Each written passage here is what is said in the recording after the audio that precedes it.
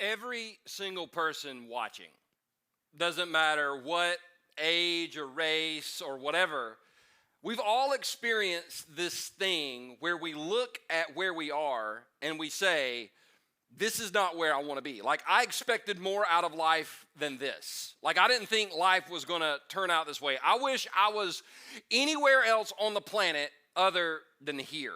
I thought about this because a couple of years ago, when I was kind of trying to figure out what my next step was, what my personal next step was, I was doing a little consulting. I was working with some businesses and churches or whatever, and I had a friend call, and he said, hey, I'd love for you to come down and help me with my website or whatever. And I was like, yeah, I'll come down. Well, 2 or 3 days before I got there, he called me and said, I am so sorry. I screwed up my schedule. I'm not actually going to be there when you get there. You're going to get a day early. But we were staying at his condo on the beach, and it was free, and I was like, I'm still coming.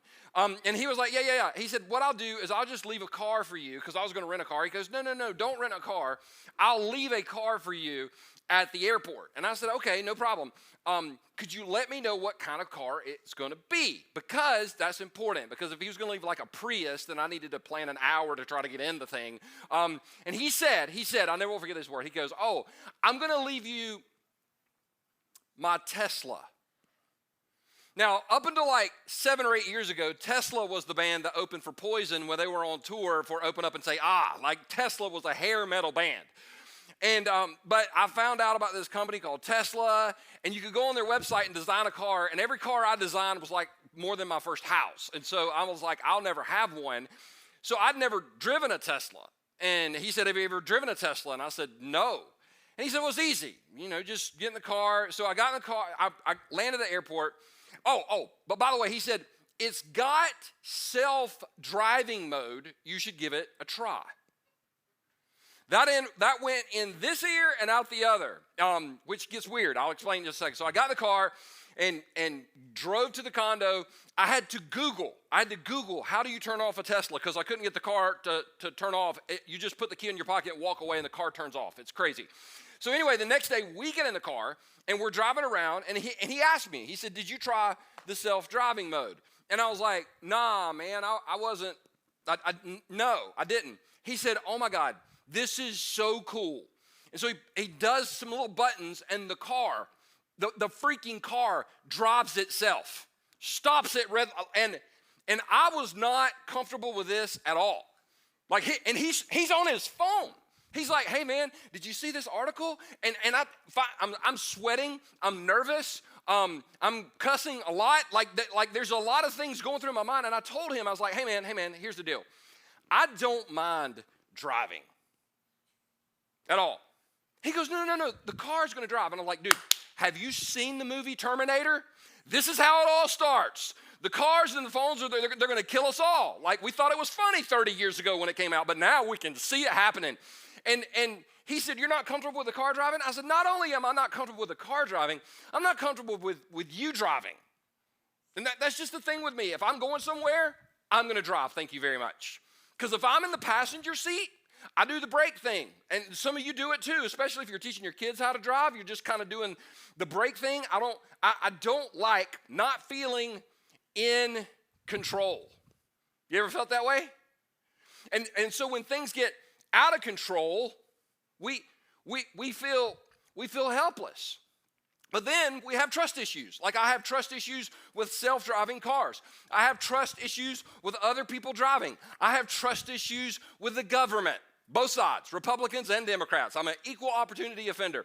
I have trust issues with the media. You think maybe anybody? I've got trust issues with other people. And if I'm going to be incredibly honest today, there have been many times in my life that I've got trust issues with God. Anybody can trust God when life's good. When life's good and the bills are getting paid and stuff like that. But let a global pandemic and unemployment begin to skyrocket, it's hard to trust God. And I'm not screaming at people. I'm acknowledging the fact. It's hard to trust God. It's hard to trust God when you're diagnosed with something you never thought you would get diagnosed with. It's hard to trust God when the relationship falls apart. It's hard to trust God when things are going crazy. It's hard to trust God when we feel like everything in our life is out of control, which, newsflash, control is the greatest illusion in the universe to begin with. So what do we do when we feel like things are out of control? One of the most popular passages in the scriptures, in fact, this is one of the first passages that I memorized when I became a Christian. It's found in Proverbs chapter 3, verse 5 and 6. And it says this: trust in the Lord with all your heart, and lean not on your own understanding. In all your ways submit to him, and he will make your paths straight. Confession: I'm not there yet. Now, I want to acknowledge that if I could live my life that way, there's so much peace. There is so much joy.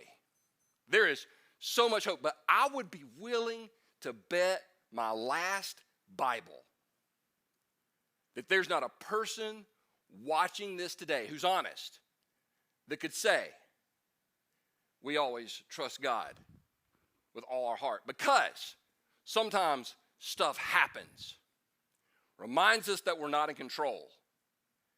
And if we're not careful, we'll go out of control. So let me just kind of walk through this. Let me just kind of walk through this verse and teach you some of the things that I've been learning about it over the past month since I've been diving into it. And then I want to show you a story in the Bible that if you grew up in Sunday school, you heard this story, you ain't never heard it this way. In fact, I'm going to go ahead and tell you, this sermon is like PG-13 or PG, is it 14 now?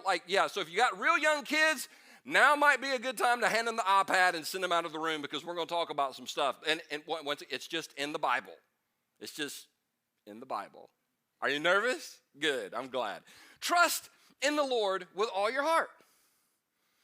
Now, this is frustrating because I don't know about you, but if you've ever had a difficult time, you ever been going through a difficult season, and you go to somebody at church or another friend that's a Christian, and you kind of open up to them, and they're like, just trust God.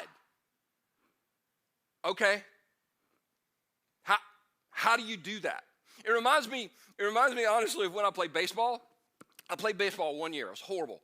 And I could hit the ball in practice. I could mash it in practice. But for some reason, when I got into a game situation, I froze. But I had a coach. This was what my coach would tell me every time I would go to the plate. This is what he would look at me and say: Perry, hit the ball. Incredible coaching. I mean, that's incredible coaching right there for a kid going up to the plate. Hit the ball. And then when I would not hit the ball, he would just yell louder at me. Hit the ball! Hit the ball! Which caused me to freak out even more, because I can't handle it when I get yelled at. When I get yelled at, I either shut down or I swing. Usually I shut down. But I'm sitting there, I'm shutting down, and he's yelling at me, hit the ball, hit the ball. It's not helping me at all. Which reminds me, when we go to church and we're having a hard time trusting God, or we're opening up to somebody and they're like, you just need to trust, you just need to trust, you just need to trust. And we're like, we feel like that kid at the plate that can't swing the bat. Until I realized something.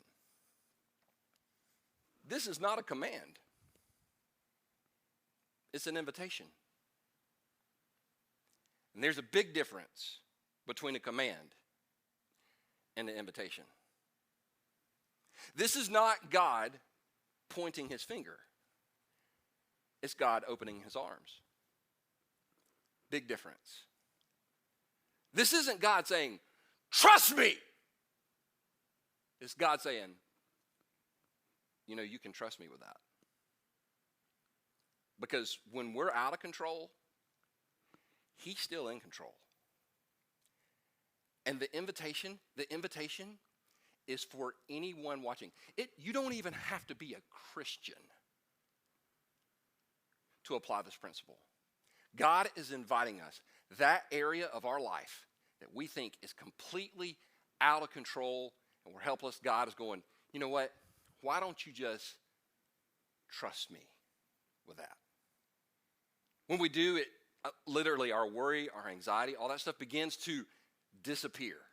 Because instead of trusting in our ability, which is the next part, trust in the Lord with all your heart, and lean not on your own understanding, because all of us can admit that our understanding is limited, yes? Karis is my 12-year-old daughter. She came to stay with me for a week for spring break, which was good because she wasn't in school, which means I didn't have to help her with schoolwork. But she brought some schoolwork with her. And so she's like, I brought some schoolwork with me. I was like, it's okay, baby. I said, if you need any help with schoolwork, I'm your guy. You just ask me. And in my mind, I'm thinking, except for math. Don't ask me how to do math. Math is confusing. I don't, people are like, math is important. Nope. God gave us Excel so we don't have to learn math. Hello.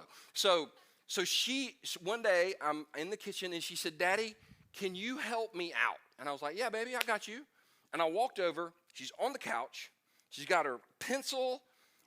She's got her pad out. She's got her book. And she goes, how do you figure out the circumference of a cylinder? I'm not making this up. I legitimately went,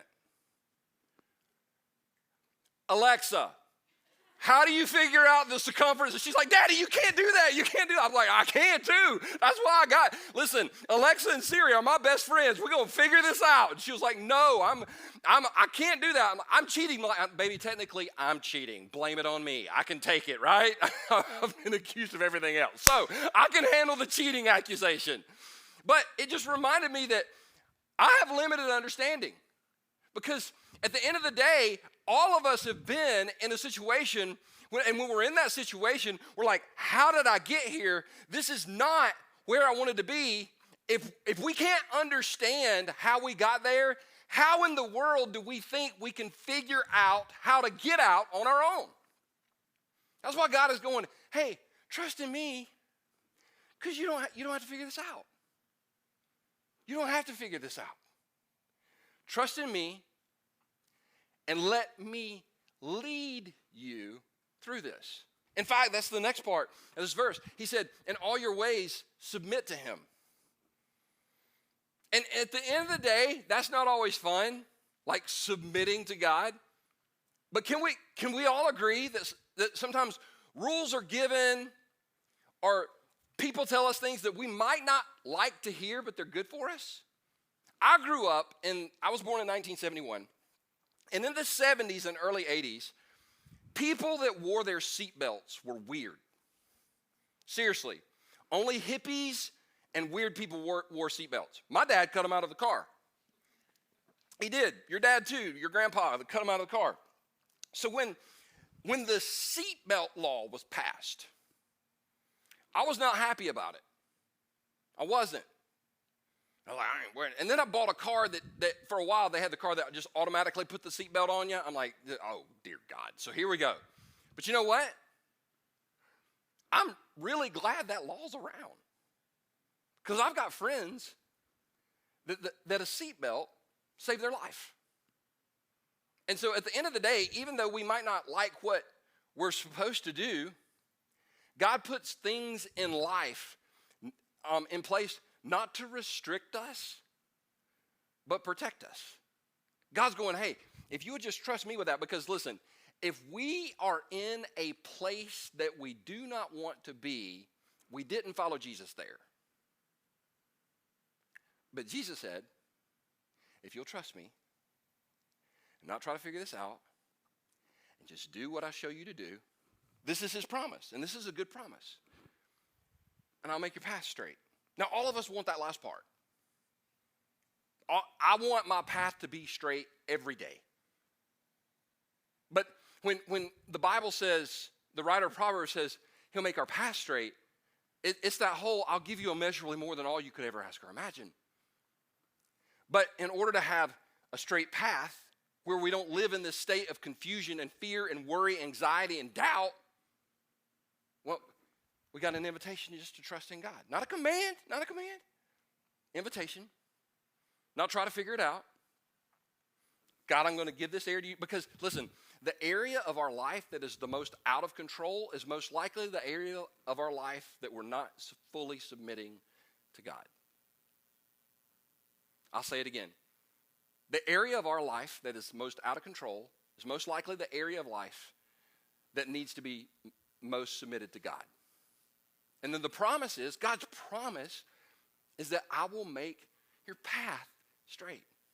Now, in the remaining time, I want to show you how this works out in a story in the scripture that to me is just fascinating because I've heard this story in some way, shape, or form or fashion ever since I became a Christian. But I've never heard it in the way I'm about to teach it. Because the way I'm about to teach it, well, this is where it gets PG-13. So, the nation of the nation of Israel, the Hebrews, were enslaved to the Egyptians for like 430 years. We're going to talk a little bit more about that next week. So they're enslaved to the Egyptians for 430 years. Moses shows up, 10 plagues, parts the Red Sea, sets the people free. They march around in the desert for 40 years. It had some issues. We'll talk about that again next week. And they're getting ready to go into what's called the Promised Land, which is modern-day Israel. Well, Joshua is the leader because Moses has died. And so Joshua decides to send some spies into the land to kind of check out the land and wants to kind of survey things, okay? Now, Joshua was part of the original group of spies that went in, and there were 12 of them, but Joshua chose 2. Now, I'm just going to let the Bible say what the Bible says in this next verse, okay? Here we go. I love the scriptures. Then Joshua secretly sent out 2 spies from the Israelite camp at Acacia Grove. He instructed them, scout out the land on the other side of the Jordan River, especially around Jericho. So the 2 men set out and came to the house of a prostitute named Rahab and stayed there that night.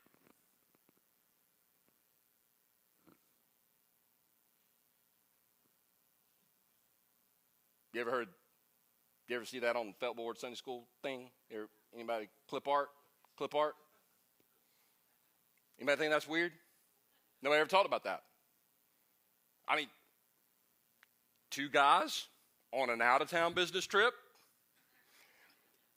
wind up, was it an accident? Hey, hello, how are you?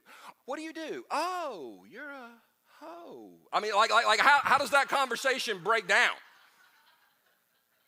I'm totally shocked. I had no idea. We're here for the prayer meeting. Oh, well, we might as well go in. Like, how does that break down? Once again, I'm just saying that humanity has not changed. This is a messed up situation. Here are the children of God, and they walk into Jericho, and they're with a prostitute. Now let's talk about Rahab for just a second. I'm 99.9% sure that this is not where she wanted to be in life. Prostitute? It's not what she wanted. Like, she didn't come home one day from school. We had career day today, and I found this job. It's 3rd shift, but the pay is really good. Like, I'm like 99.9% sure. This is not where she wanted to be, but she found herself in this place completely out of control. And then a lot of times when we're in that place completely out of control, that's an opportunity for people to step in and take advantage of us. All of us have had this. All of us have experienced this. This is Rahab. She's not at a place in life where she wanted to be. And her first introduction to the people of God are 2 men who take advantage of her. There's no way this situation can turn out good. Or can it? So, the next verse, we see, but someone told the king of Jericho, some Israelites have come here tonight. I guess they had like the Ring doorbell security thing, and they kind of saw them come in, and so they saw the security footage and called the king of Jericho. And some Israelites come here tonight to spy out the land, so the king of Jericho sent orders to Rahab. So evidently the king knew Rahab. Bring out the men who have come into your house, for they have come here to spy out the whole land. Rahab had hidden the two men. And she went on to tell the king, oh, they're not here. They went that way or whatever. And at the end of the day, you're kind of reading this going, okay, two men come in, they're with a prostitute. But in the next verse, Rahab, she could have turned these men over. She could have said, you know what, these two guys came in here and they took advantage of the situation or whatever. But for some reason, and a lot of people would say they don't know why. I think I know why. But for some reason, Rahab hid and protected these men. Now, why would she do that? I believe, and I'll show you this. I believe it's because God was doing something in her heart. What I'm trying to show here is in order to trust in the Lord with all our heart and lean not on our own understanding and all our ways submit to him and he'll direct our paths, you don't have to be a great, awesome, moral person who knows a lot of biblical knowledge for that verse to apply to your life. You just have to have a willing heart. That's it. I don't care where you find yourself on the spiritual spectrum, where you might rank yourself, which, by the way, if you're ranking yourself spiritually, you have no friends. Hello. But, I don't care where you think you might be in that journey. All it takes for Proverbs 3, 5, and 6 to manifest itself in our lives is for you and I to have a willing heart. God was doing something in Rahab's life. She was not a follower of God, and she was not a moral person. But yet she's doing the right thing. And then, this is why I think God was doing something in her heart.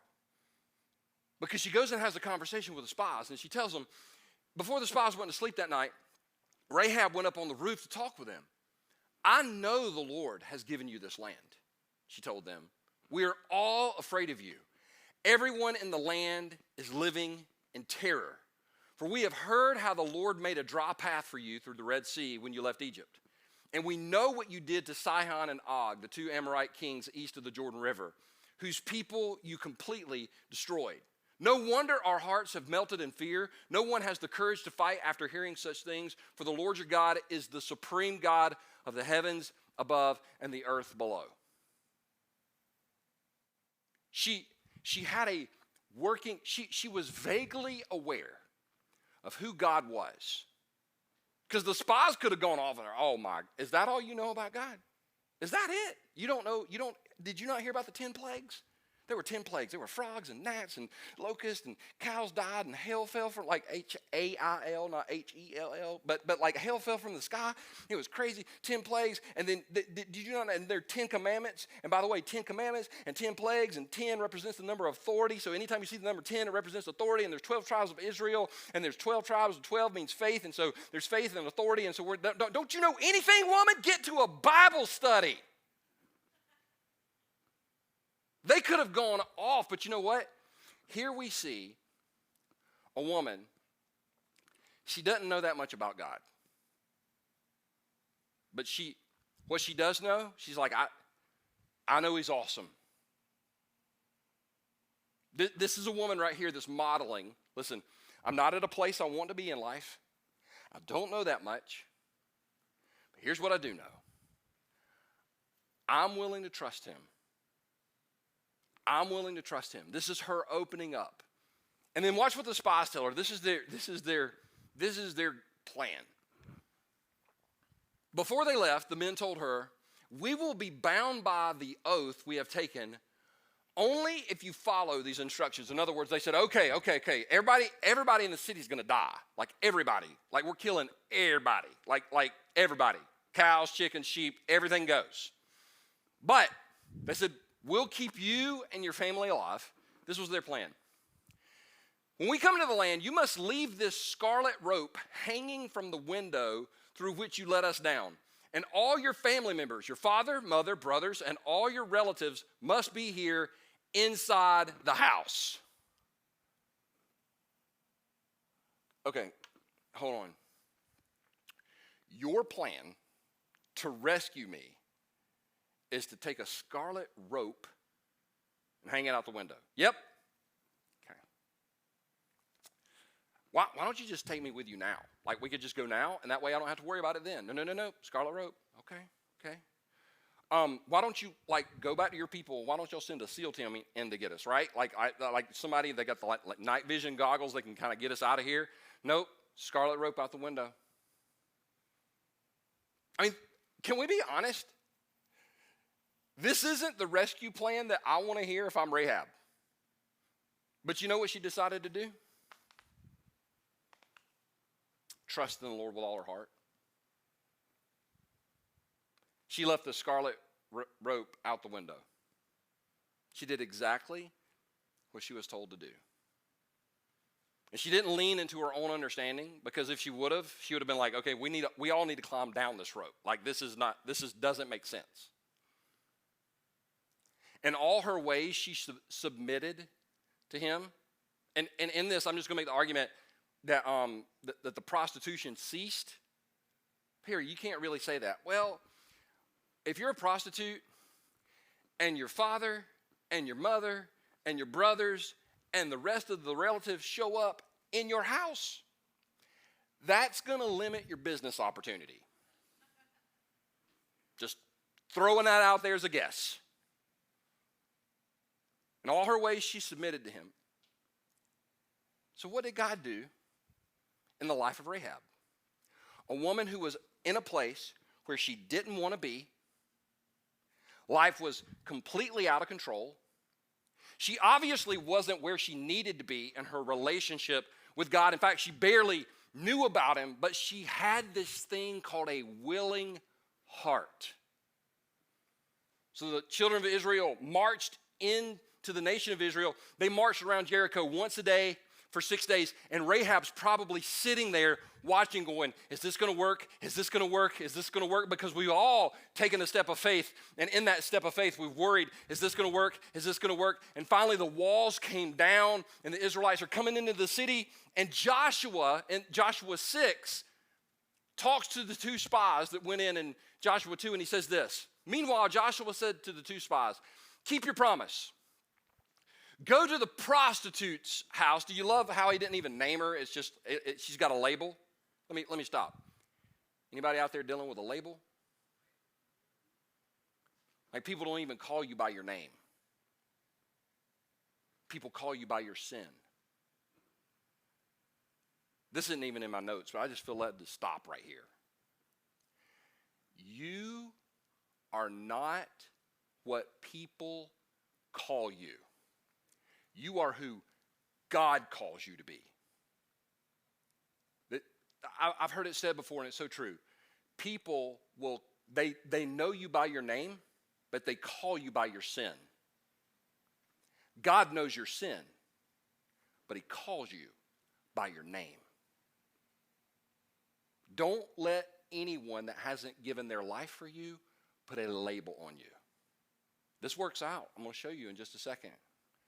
Because Rahab, right here, she's just known as the prostitute.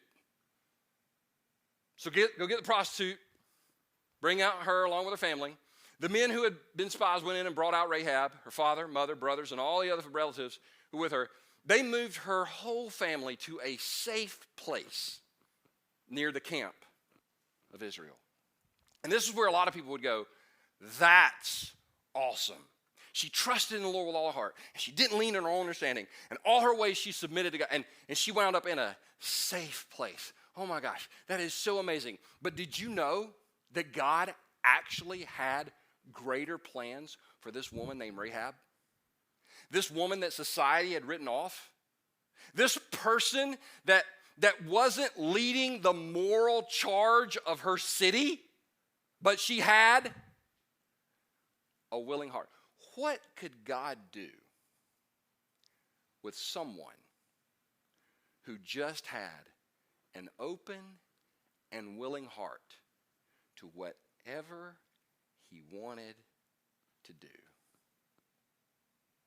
It blew my mind, because this is the last that many of us hear about Rahab. But I was reading the Gospels one day, and there's a really boring part of the Gospel of Matthew. Now, I know I'm not supposed to call the Bible boring, but it was boring for a while until I began to see some stuff. It's the so-and-so begat, so-and-so begat, so-and-so begat, so-and-so begat, so-and-so. There's a lot of begatting going on and all that stuff, but then all the names. The names. This is the lineage, don't miss this, of Jesus. Without these people and all their junk and all their stories and everything, without these people in this list, we don't get Jesus. This is how Jesus came to us. And it says in Matthew chapter 1, verse 1, this is the record. This is a record of the ancestors of Jesus, the Messiah, a descendant of David and of Abraham. Abraham was the father of Isaac. Isaac was the father of Jacob. Jacob was the father of Judah and his brothers. Judah was the father of Perez and Zerah, whose mother was Tamar. Perez was the father of Hezron. Hezron was the father of Ram. Ram was the father of Abinadab. Abinadab was the father of Nahshon. Nahshon was the father of Salmon. Watch it. It gets interesting. It gets interesting. Salmon was the father of Boaz, whose mother was Rahab. Not Rahab the prostitute, because in Christ that label's removed. Rahab. The woman that didn't have it all together. The woman that's completely out of control, but who had an open and willing heart and was just willing to say, God, right now in this moment, even though it doesn't make sense, I'm going to trust you. I'm going to accept your invitation. I'm not going to try to figure this out on my own because I can't figure this out on my own. I'm going to submit this area of my life to you.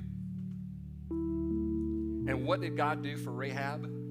Immeasurably more than all she could have ever asked or imagined. When we met her, she's a prostitute. But by the end of the story, she's a princess from whom God used to bring about Jesus. Don't miss this. Don't miss this. Don't miss this. Jesus doesn't just love people that are a mess. Jesus came through people that are a mess. So we're going to circle back around to this invitation. And I'm speaking specifically today to the person who's watching, who you're at a place in life you never thought you would be here and things are completely out of control. I want to offer you an opportunity today to just acknowledge, God, I don't understand what's going on. God, I'm not sure of where everything stands in my life, but you know what, God? I'm going to accept your invitation and I'm going to trust you. Here I am, God. I'm going to surrender and just trust you. Father, right now in the name of Jesus, I want to pray for every single person watching. For the person that's wrestling with death or disease or debt or despair, or there's so many things that just weigh us down and we know we're not where we need to be and we've been told clean up and act right or whatever, but God, I just pray that everybody would just push the pause button. I pray for the person that just needs to stop and say, God, right now I have a willing heart. Because God, if you can do it for Rahab, you can do it for me. If you can do it for somebody else, you can, God. So God, I'm gonna trust you. Here I am, God. Here I am, fully surrendered. I want to acknowledge that I need you. God, here's my heart, fully surrendered.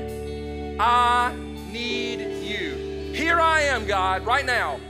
High and surrender. I need you. Here I am, God, with my whole heart. I need you.